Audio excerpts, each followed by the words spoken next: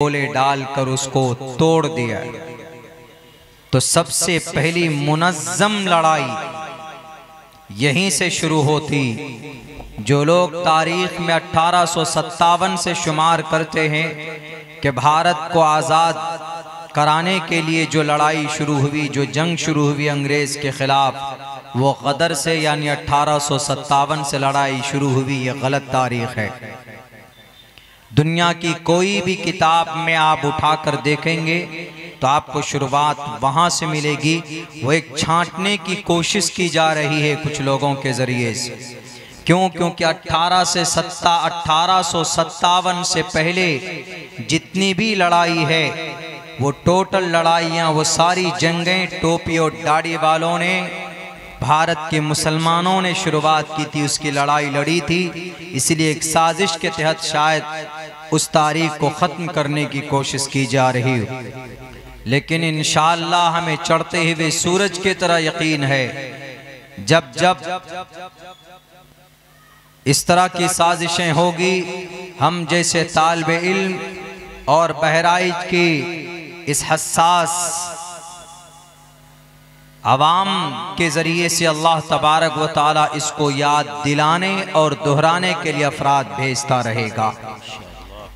इसीलिए 1754 में diamond harbour, जिसका नाम अभी डायमंड हावड़ा है, डायमंड हावड़ा का नाम डायमंड हार्बर पे पड़ा। तारीख के पन्नों को उलट कर देखिए, आपको यही तारीख नजर आएगी। जो लोग साजिशें रचते हैं, आपको साजिशें रचने से दुनिया की जो ताकत चाहती है कि मुसलमानों की जो भी तारीख है, हिस्ट्री है, उनको हम इसी तरीके पर हिस्ट्री की किताबों से आहिस्ते आहिस्ते गायब कर देंगे। 3,22,000 अल्फाज को हम जैसे बच्चे सीने में सिर्फ 2 साल के अंदर महफूज कर लेते। तारीख तो फिर उसकी कोई अहमियत और हैसियत नहीं, उसको तो एक मर्तबा पढ़ लेंगे।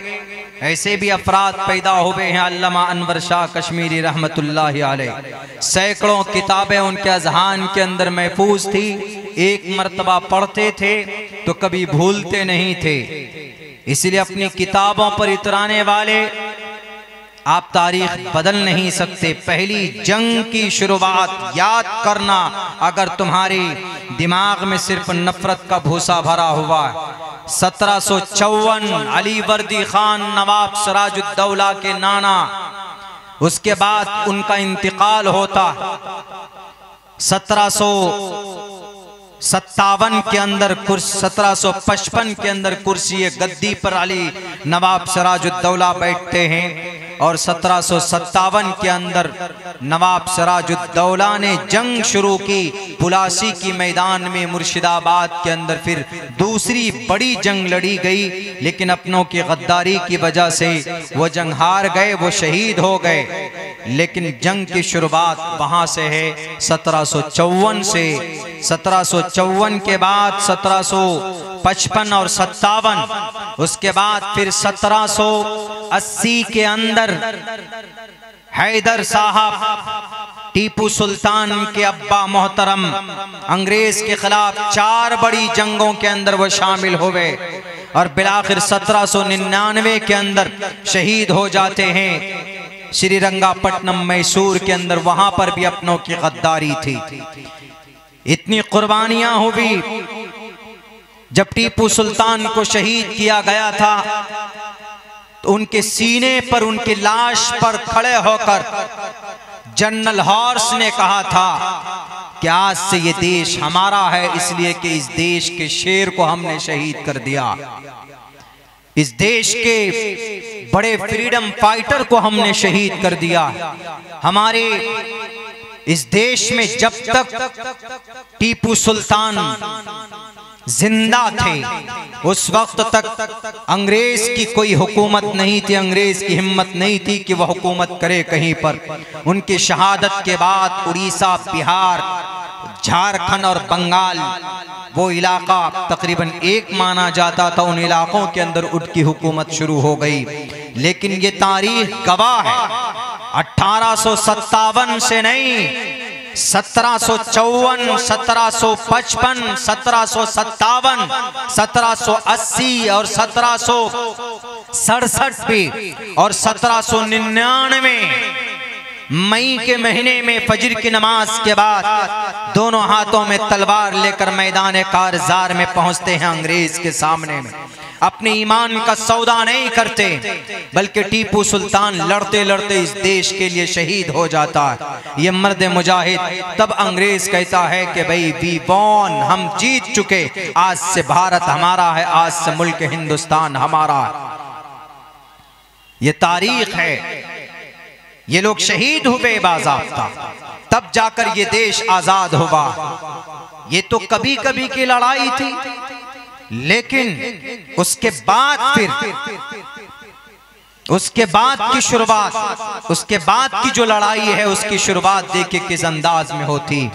उसके बाद हमारे उलमाए किराम मैदान में आते हैं। उन्होंने देखा कि नहीं, मुल्क हिंदुस्तान में अंग्रेज मुकम्मल तौर पर काबिज होने की कोशिश कर रहा। 1803 के अंदर, 1803 में दिल्ली के बहुत बड़े आलिम दीन, बल्कि मसनदुल हिंद शाह वलीउल्लाह मुहद्दिस देहलवी रहमतुल्लाहि अलैह के बेटे शाह अब्दुल अजीज मुहद्दिस देहलवी रहमतुल्लाहि अलैह ने अंग्रेज के खिलाफ जिहाद का फतवा नाफिज करता है। और फिर उनके दामाद मौलाना यहया साहब ये कहते हैं कि इस भारत के अंदर अंग्रेज के खिलाफ लड़ना, जिहाद करना, ये खुदाई फैसला। अगर ये भाषण और ये तकरीर, ये फतवा अगर किसी ने दिया है तो एक आलिम दीन ने दिया है, भारत के किसी दूसरे मजहब या फिरके के लोग मैदान में नहीं थे। अगर उस वक्त अंग्रेज के सामने सीना तान कर कोई कौम और कोई जमात खड़ी थी, आज जिनके मदरसों को तुम ताले लगाने की कोशिश कर रहे हो, जिनकी मस्जिदों में तुम रजिस्ट्रेशन पेपर मांगते हो, यही उलमा उस वक्त थे जिन्होंने अपने कलम के जरिए से अंग्रेज के खून के गर्मी को ठंडा किया। यही वो उलमा थे जो अपने दरसगाह में बैठकर अपनी आवाज से अंग्रेज के हड्डियों को कमजोर किया है। इनकी तारीख तो पढ़ो, नफरत के भाषणों से नहीं बल्कि सच्ची श्रद्धा के साथ पढ़िए, इनके अंदर आपको वफादारी नजर आएगी। मौलाना यहया ने कहा कि खुदाई फैसला है। मौलाना शाह अब्दुल अजीज मुहद्दिस देहलवी के बेटे, ये दामाद मौलाना सैयद यहया साहब, उन्होंने कहा कि अंग्रेज से लड़ना भारत के लोगों के लिए, सिर्फ मुसलमानों के लिए नहीं कहा था, बल्कि ये लफ्ज इस्तेमाल किया है कि दिल्ली से लेकर कलकत्ता तक के एक एक फर्द के लिए अंग्रेज से लड़ाई करना, अंग्रेज से जंग करना, अंग्रेज से मुकाबला करना, ये खुदाई फैसला है।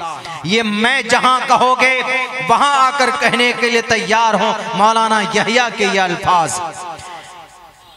मदरसों की तहकीकात करने से पहले तारीख की इन बातों को भी कुरेद कर निकालने की कोशिश करो। कुर्सी इख्तिदार पर बैठने वाले ज्यादा ताकत के नशे में चूर मत होना। बड़े बड़े सूरमा इस धरती में आए और चले गए, सबका खात्मा हुआ, और इस धरती के ऊपर आएगा एक बादशाह बड़ा ताकतवर, वो उसका भी खात्मा होगा, दज्जाल का खात्मा होगा। आज तो जदीद साइंस का इस्तेमाल हम करते हैं और तुम करते हो, दुनिया के लोग करते हैं, तो अपने आप को कहते हैं कि हमसे बड़ा कोई नहीं है, क्योंकि मॉडर्न साइंस हमारे पास है, टेक्नोलॉजी हमारे पास। तुमसे भी बड़ा साइंस, टेक्नोलॉजी, मौजूदा टेक्नोलॉजी से बढ़कर लेजर साइंस का जमाना आएगा, जिसको ये दज्जाल इस्तेमाल करेगा। यानी आज अगर बुलेट ट्रेन पे बैठकर आप 350 किलोमीटर 1 घंटे में सफर तय कर सकते हैं, तो लेजर साइंस का जब जमाना आएगा तो आप 1 सेकंड के अंदर 10,000 किलोमीटर का सफर तय करोगे। उस जमाने में भी अगर उनके ताकत को कोई मट्टी में मिलाने वाला होगा तो एक आलिम दीन होगा जिसके सर पर टोपी और शक्ल पे दाढ़ी होगी। बहुत अच्छे, माशाअल्लाह। तारीख की किताबों में ये बात महफूज नहीं, सीरत की किताबों में ये बात महफूज है, हमारे अहादीस की किताब के अंदर ये बात महफूज।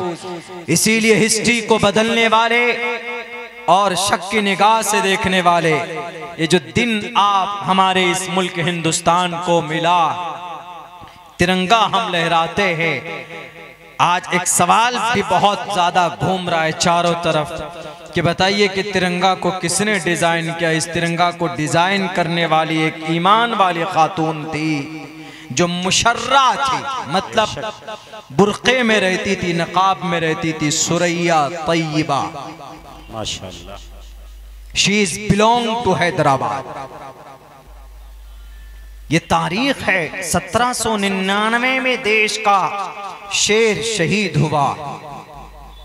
मैं पिछले साल भी बता चुका हूं वो कितने बड़े उलमा से मोहब्बत करने वाले थे, उसके साथ साथ इस मुल्क से मोहब्बत करने वाले। अंग्रेज ने ऑफर किया कि सुल्तान तुमको क्या चाहिए, तुमको हुकूमत चाहिए, लो कहां तक हुकूमत चाहिए, कर्नाटका पूरा ले लो, श्रीरंगापट्टनम मैसूर में तो हो, महाराष्ट्र ले लो, उधर तमिलनाडु के अंदर मिलता है वो हिस्सा ले लो, वो एरिया बताओ, लेकिन बस you have to support me, हमें तुम्हें सपोर्ट करना होगा।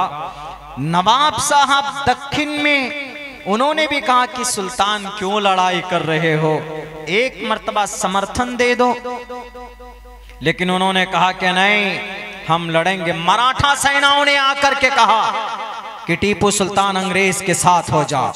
मराठा सेना जिन्होंने टीपू सुल्तान को बदनाम करने की कोशिश की, उनके इलाके में